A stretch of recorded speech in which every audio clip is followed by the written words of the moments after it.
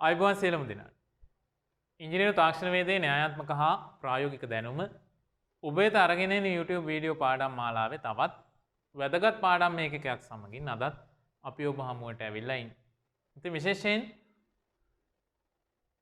ඔබ මේ දක්වා අපිත් එක්ක එකතු වෙලා ඉඳියා නම් ඔබ දන්නවා මේ දිනවල අපි කතා කරමින් ඉන්නේ විශේෂයෙන් 2021 වර්ෂයේ ඉංජිනේරු තාක්ෂණ වේදයේ විෂය යටතේ උසස් පෙළ විභාගයට මුහුණ දීපු දුවා දරුවන්ගේ ප්‍රායෝගික පරීක්ෂණ වෙනුවෙන්. ඉතින් අදත් අපි කතා කරන්න බලාපොරොත්තු වෙනවා 2020 පසුගිය වර්ෂයේ ඉලෙක්ට්‍රොනික ශාස්ත්‍රයේ ප්‍රායෝගික පරීක්ෂණයක් සම්බන්ධයෙන් මේ ප්‍රායෝගික පරීක්ෂණය කොහොමද යෙදුනේ? මොන වගේ ගැටලුවක්ද යොමු වෙලා තිබුණේ? ඊට අදාළ පරිපත්‍ය කොහොමද අපි සකස් කරගන්නේ? මේ පරිපත්‍ය සකස් කළා ඊට අදාළ සැපයුම් දීලා ඒ අදාළ ගැටලුවට කොහොමද නිවැරදිව විසඳුම් ලබා දීලා උපරිම ලකුණක් ලබා ගන්න කියන එක තමයි අද කතා කරන්න බලාපොරොත්තු වෙන්නේ. ඉතින් අපි බලමු මොකක්ද මේ ප්‍රායෝගික පරීක්ෂණය, මොකක්ද ඒ සඳහා යෙදිච්ච ගැටලුව කියලා.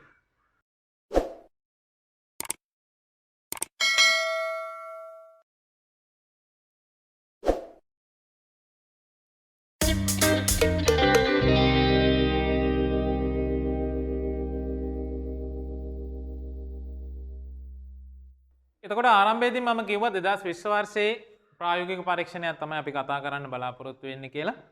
ඉලෙක්ට්‍රොනික ශාස්ත්‍රයේ EN 5B කියන ප්‍රායෝගික පරීක්ෂණය අපිට තියෙන්නේ ద్వාර පරිපථයක්, ద్వාර භාවිතයෙන් පරිපථයක් එකලස් කරන්න. එතකොට සමීප වෙලා අපි බැලුවොත් ඔබට බලා ගන්න පුළුවන් සමීපයට ආවම පේනවා මේ 2020 උසස් පෙළ පසුගිය උසස් පෙළ විභාගයේ ප්‍රායෝගික පරීක්ෂණයේ දෙක කොටස ඉලෙක්ට්‍රොනික තාක්ෂණ වේදය EN යටතේ තමයි පරීක්ෂණය යෙදලා තියෙන්නේ. පරීක්ෂණය ద్వාර භාවිතයෙන් පරිපථයක් එකලස් කිරීම EN 5B කියන කොටස. සපයා ඇති උපාංග අතුරෙන් සුදුසු උපාංග තෝරා ගනිමින් පහත සඳහන් ద్వාර පරිපථය ව්‍යාපෘති පූර්වක එකලස් කරන්න.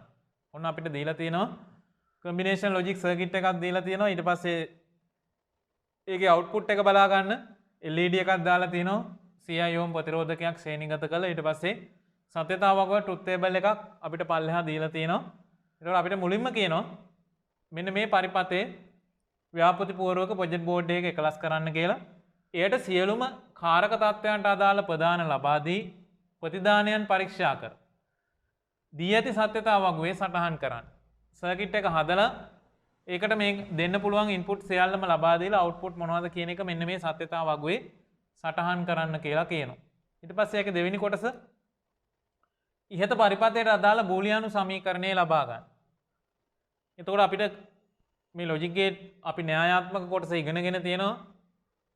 න්‍යායාත්මක දැනුම අපි සතුව තියෙනවා. එතකොට අපිට ඕන නම් මේ න්‍යායාත්මක දැනුම අසුරෙන් මේ කම්බිනේෂන් සර්කිට් එක බලලා කෙලින්ම සරල කරලා බූලියානු සමීකරණය ලියා ගන්නත් පුළුවන්. එහෙම නැත්නම් අපිට මෙන්න මේ සත්‍යතාවක් වේ මේ අවසාන ප්‍රතිඵලයේ ඉන්නේ සත්‍යතාවක් වේ.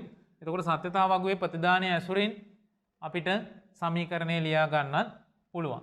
තුන්වෙනි එක ඉහත පරිපථයේ අවම ద్వාර සංඛ්‍යාවකි සකස් කර ගැනීමට අවශ්‍ය නම් එසේ කළ හැකි ආකාරය පරිපථ සටහනකින් ඇඳ දක්වන්න.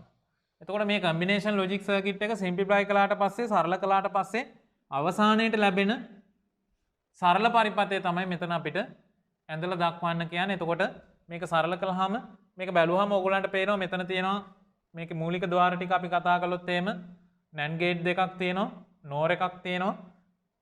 ඊට පස්සේ මේ NAND එකේ ඉන්පුට් දෙක එකට එකිනෙක සම්බන්ධ කරලා ඒකට තමයි A කියන ඉන්පුට් එක දීලා තියෙන්නේ පළවෙනි NAND ගේට් එකේ. ඊට පස්සේ දෙවෙනි NAND එකෙත් ඉන්පුට් දෙක එකතු කරලා ඒකට B කියන ඉන්පුට් එක දීලා තියෙනවා.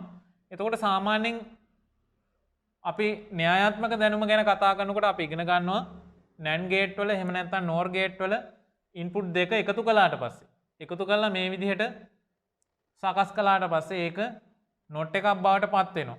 මම ඔයක සරලව ඇඳලා දැක්වුවොත් එහෙම අපි මේ විදිහට අරගෙන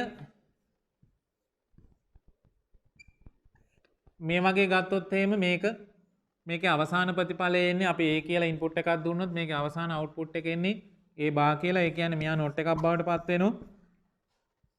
අපි NOR එකක් ගත්තත් ඒ විදිහයි.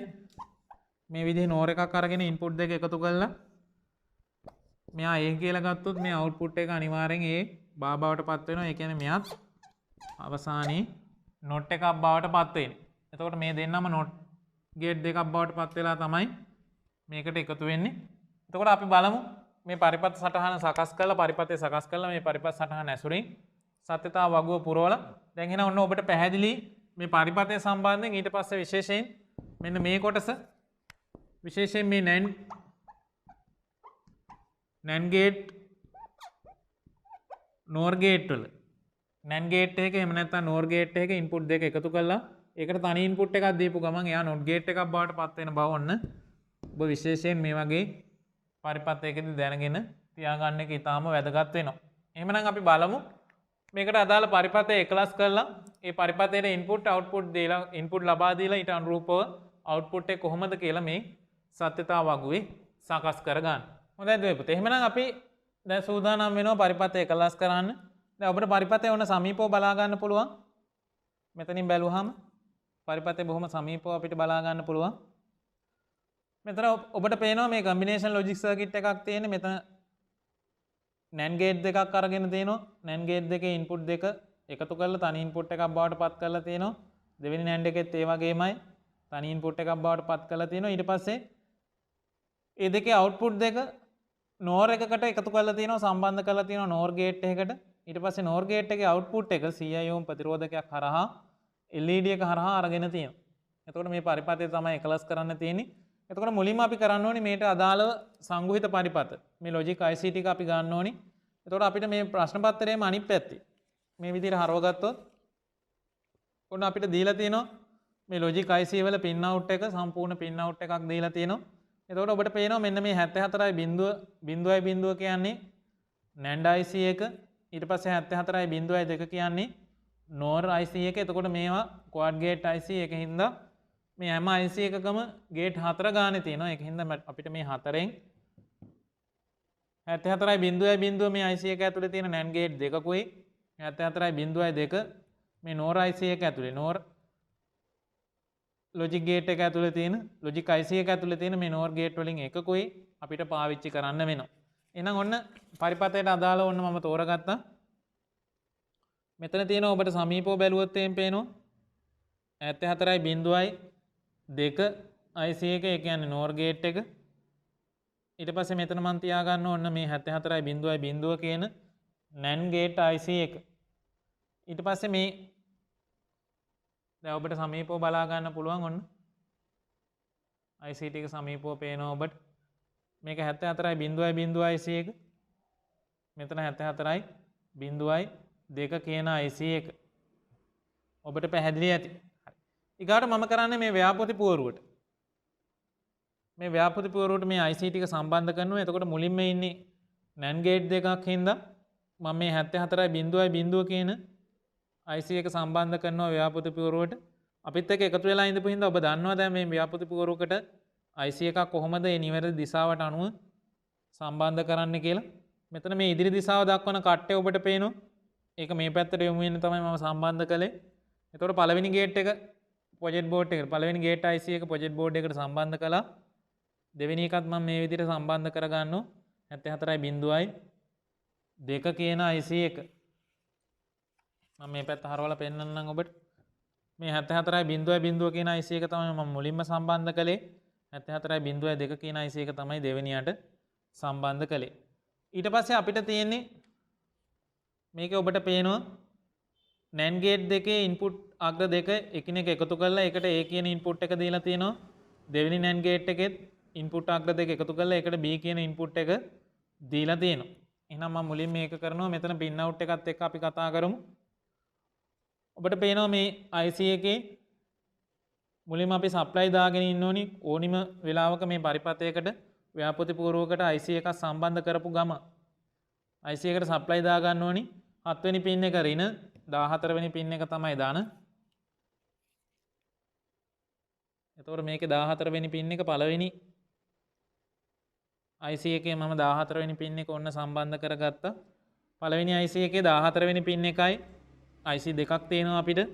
දෙවෙනි IC එකේ 14 වෙනි pin එකයි මම එකතු කරා. එකතු කළා ඒ දෙන්නව මම සම්බන්ධ කරනවා ප්‍රොජෙක්ට් බෝඩ් එකේ ධන සප්ලයි එකට. ඔන්න ඔබට පැහැදිලි. පළවෙනි IC එකේ 14 වෙනි පින් එකයි දෙවෙනි IC එකේ 14 වෙනි පින් එකයි එකතු කරලා සප්ලයි එකේ ධන වලට දුන්නා. ඊට පස්සේ පළවෙනි IC එකේ 7 වෙනි පින් එකයි 1 2 3 4 5 6 7යි දෙවෙනි IC එකේ 7 වෙනි පින් එකයි අපි එකට එකතු කළා. එකට එකතු කරලා ඒක මම සප්ලයි වල රින වලට දෙනවා. ඔන්න ප්‍රොජෙක්ට් බෝඩ් එකේ සප්ලයි වල මම ඒක රින වලට සම්බන්ධ කළා. මම දෙපැත්ත ගන්න. එතකොට පහසුයි මේ පැත්ත ධන මේ පැත්ත රින. ඊට පස්සේ මම සප්ලයි වයර් දෙකක් දා ගන්නවා ධන රින වලට. මේ අලු පාට වයර් එක මම රින එක විදිහට ගන්නවා. කහ පාට වයර් එක මෙතනින් ධන විදිහට ගන්නවා. ඔන්න සප්ලයි වල ධන රින. දැන් ඔන්න ඔබට පැහැදිලි. IC දෙකට සප්ලයි දාගෙන ඉවරයි. ඊට පස්සේ මේ ඩයග්‍රෑම් එක බැලුවාම ඔයගලන්ට පේනවා මේ 74.0 සංගුහිත පරිපථයේ පළවෙනි මේ ගේට් හතරෙන් පළවෙනි ගේට් එකේ ඉන්පුට් අග්‍ර දෙක තමයි 1 2 කියන්නේ. තුන්වෙනි පින් එක අවුට් එක. දෙවෙනි ගේට් එකේ ඉන්පුට් අග්‍ර තමයි 4 5 කියන පින්. හයවෙනි පින් එක අවුට් එක. එහෙනම් එතකොට මම මුලින්ම කරන්නේ 1 2 කියන පින් දෙක මෙතනින් එකතු කර ගන්නවා. පළවෙනි පින් එකයි දෙවෙනි පින් එකයි මේ විදිහට එකතු කරගත්තා. එයාට අපි දානවා A කියන ඉන්පුට් අග්‍රය. මේ තියෙන A කියන අග්‍රය මම සුදු පාටින් දාගත්ත අඳුර ගන්න පහසුවෙන්.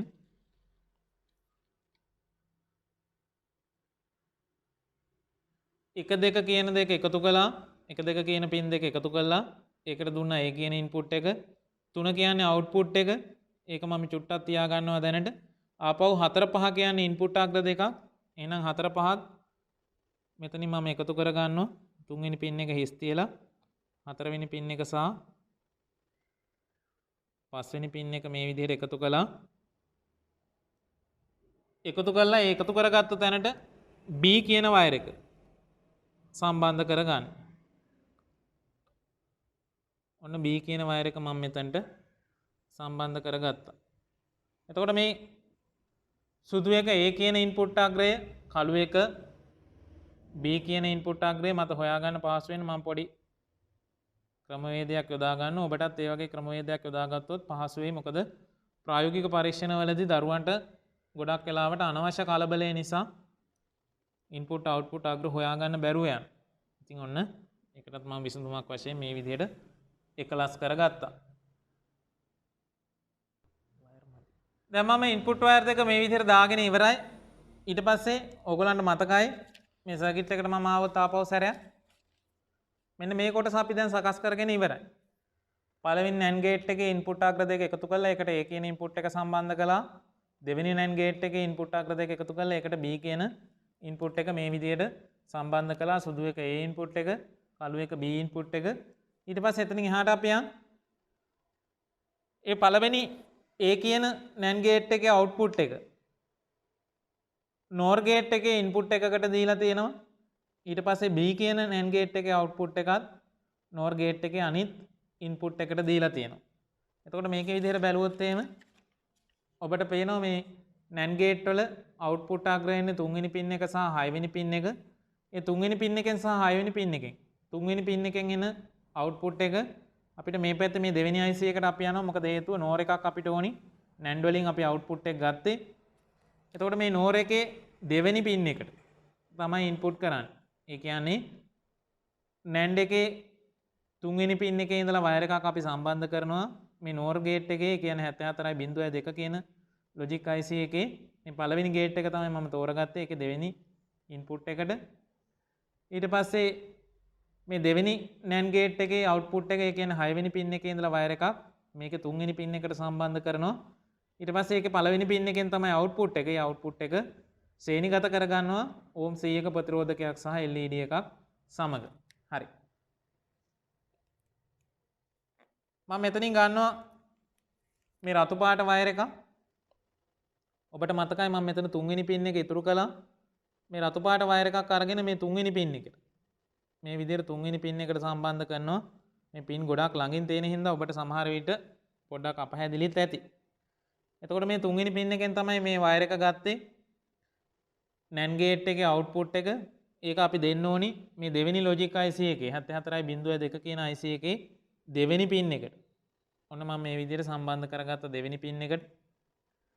ඊට පස්සේ ආපහු 6 වෙනි පින් එකට වයර් එකක් මම සම්බන්ධ කරගන්නවා මෙතන. 6 වෙනි පින් එක. ඒ කියන්නේ දෙවෙනි NAND ගේට් එකේ අවුට්පුට් එක 6 වෙනි පින් එකට මේ විදිහට වයර් එකක් සම්බන්ධ කරගත්තා. එයාව දෙනවා දෙවෙනි IC එකේ 3 වෙනි පින් එකට. 1 2 3 මෙන්න මෙතන තියෙනවා 3 වෙනි පින් එක. ඔන්න ඔබට පැහැදිලි. ඊට පස්සේ දෙවෙනි IC එකේ පළවෙනි පින් එකේ ඉඳලා මම වයර් එකක් එළියට ගන්නවා. මොකද හේතුව එයා තමයි අවුට්පුට් එක. ඒ අවුට්පුට් එක මම මෙන්න මේ හරියට දාගන්නවා. මෙන්න මේ හරියට මම දාගන්නවා. මේ ගත්තේ අවුට්පුට් එක. ඔන්න ඔබට මේ පැත්තට ඇල්ලුවොත් මම හිතන්නේ පැහැදිලිව පෙයි. මේ තියෙන අවුට්පුට් වයර් එක. මේ පැත්තෙන් මගේ ඉන්පුට් දෙක තියෙනවා. ඔන්න දැන් මම පරිපතේ 75%කට වඩා එකලස් කරලා ඉවරයි. ඊට පස්සේ මේ අවුට්පුට් එකට ශ්‍රේණිගත කරන්න ඕනේ. ඔන්න ඔබට පැහැදිලිව පේන මම සම්බන්ධ කරනවා. මේ විදිහට ශ්‍රේණිගත කරගන්නවා. CI ohm ප්‍රතිරෝධකය. ඔන්න අවුට්පුට් එකට ශ්‍රේණිගත කරගත්තා. මේ දුඹුරු පාට වයර් එක තමයි අවුට්පුට් වයර් එක. ඒක මම මෙතනට සම්බන්ධ කරගත්තා. ඒකට ශ්‍රේණිගත වෙනවා මේ පරිපතයත් එක්ක බැලුවහම ඔබට පේනවා ඔන්න. මෙතන අවුට්පුට් එක ඇවිල්ලා CI ohm ප්‍රතිරෝධකයක් එක්ක ශ්‍රේණිගත වෙලා තමයි ඍණාග්‍රයට සම්බන්ධ වෙන්නේ. එතකොට CI ohm ප්‍රතිරෝධකයේ පැත්තට LED එකේ ඇනෝඩයත් සප්ලයි එකේ ඍණ පැත්තට LED එකේ කැතෝඩයත් සම්බන්ධ වෙන විදිහට තමයි LED එක සම්බන්ධ කරගන්න ඕනේ. එහෙනම් අපි මෙතනට දැන් ඔන්න LED එක සම්බන්ධ කරගන්න යනවා. LED එක එතකොට අපි දන්නවා ඇනෝඩ් කැතෝඩ හඳුනා ගන්න මම අපහු වෙලා යන හින්දා මතක් කරන්න යන්නේ නේ. එතකොට LED එකේ ඇනෝඩය CI ohm ප්‍රතිරෝධකයේ පැත්තටත් LED එකේ කැතෝඩය සප්ලයි එකේ ඍණ පැත්තටත් වෙන විදිහට මෙන්න මෙහෙම මම පරිපතය සම්බන්ධ කරගන්න. ඔන්න දැන් පරිපත් සටහනට අනුව දුවේ පුතේ අපි පරිපතය එකලස් කරලා ඉවරයි. මේ දුඹුරු පාට වයර් එක මගේ සප්ලයි වල ඍණ වයර් එක, කහ පාට වයර් එක සප්ලයි වල ධන වයර් එක. ඊට පස්සේ මෙතන සුදු පාට වයර් එක A කියන ඉන්පුට් එක, කළු පාට වයර් එක B කියන ඉන්පුට් එක. දැන් අපිට තියෙන්නේ පවර් සප්ලයි එකකින් මේකට ඒ අදාළ වෝල්ටීයතාව සපයලා ඉන්පුට් වලට ඒ අදාළ අගයන් දීලා අවුට්පුට් එක ලැබෙන්නේ මොකක්ද කියලා මෙන්න මේ සත්‍යතාව වගුවේ සටහන් කරගන්න. එහෙනම් අපි බලමු ඊගාවට මේකට සප්ලයි දීලා ඉන්පුට් ලබා දීලා ඒ අදාළ අගයන්ගෙන් ඊට අනුරූපව අවුට්පුට් එක කොහොමද හැසිරෙන්නේ කියලා.